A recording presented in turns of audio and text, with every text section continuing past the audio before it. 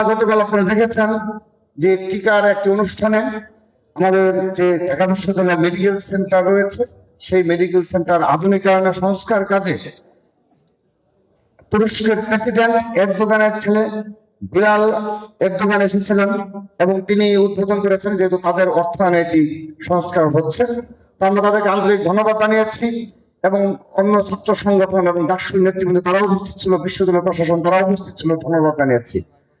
তো তারা বেশ উচ্ছ্বসিত ছিল একটি ছাত্র সংগঠন এই তুরস্কের ছেলে বিলাল এরদোগানের আগমন উপলক্ষে, এবং তারা তাদের রাজনীতি অনেক কিছু নাকি ধারণ করে বলে আমরা সোশ্যাল মিডিয়ায় দেখি তাদের রাজনীতি তারা অনেক উচ্ছ্বসিত।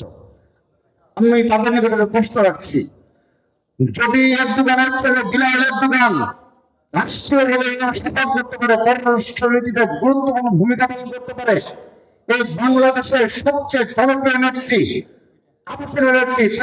বেগম খালেদা জিয়ার সর্বশেষ সময়গুলোতে বিগত 3 মাস, বিগত কয়েকটি মাস আমাদের এই জনাব তারেক রহমানকে নিয়ে কি ধরনের নোংরামি করা হয়েছে, সাধারণ শিক্ষার্থীদের কিভাবে প্রপাগান্ডার মাধ্যমে জিয়া পরিবারের পরবর্তী কর্ণধার তিনি জনগণের ভোটে নির্বাচিত হয়ে দেখিয়ে দিয়েছেন এবং তার সেই বিষয় নিয়ে বাস্তবায়ন করছেন। এই ধরনের বিচারিতামূলক রাজনীতি করে ইসলামী ছাত্র শিবির, অর্থাৎ এরদোগানের ছেলে রাজনীতি করতে পারবে এবং এইভাবে পররাষ্ট্র নীতিতে সারা বিশ্বব্যাপী ঘুরে বেড়াতে পারবে এবং রাষ্ট্রীয়ভাবে ভূমিকা পালন করতে পারবে, কিন্তু জনগণের ভোটের মাধ্যমে রাষ্ট্রপতি জিয়া রহমানের সুযোগ্য উত্তরসূরি জনাব তারেক রহমান রাজনীতি করতে পারবেন কিনা সোশ্যাল মিডিয়ায় প্রপাগান্ডা চালানো হচ্ছে। তিনি দেশে আসবে কি আসবে না এটি নিয়ে এমন ভাবে নোংরামি করা হয়েছে, হয়েছে এই কিছুদিন আগে।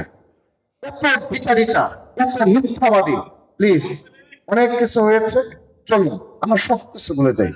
এখন আমরা জনগণের ভোটে নির্বাচিত গণতন্ত্রী বাংলাদেশ সরকারের মাননীয় প্রধানমন্ত্রী জনাব তারেক রহমানের নেতৃত্বে কাঁধে কাঁধ মিলে আমরা বাংলাদেশ নির্মাণে 20 কোটি জনগণের জন্য আমরা লড়াই করব, 20 কোটি জনগণের ভাগ্য নিয়ে আমরা আমাদের জায়গাতে ভূমিকা পালন করবো।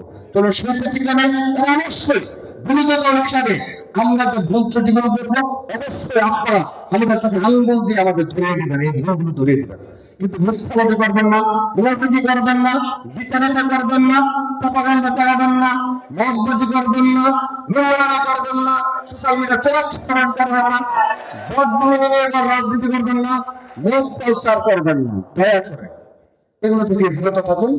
সবাইকে ধন্যবাদ। আমরা দেখা হবে ইনশাআল্লাহ। ছাত্রদল তার ভালো কাজের মাধ্যমে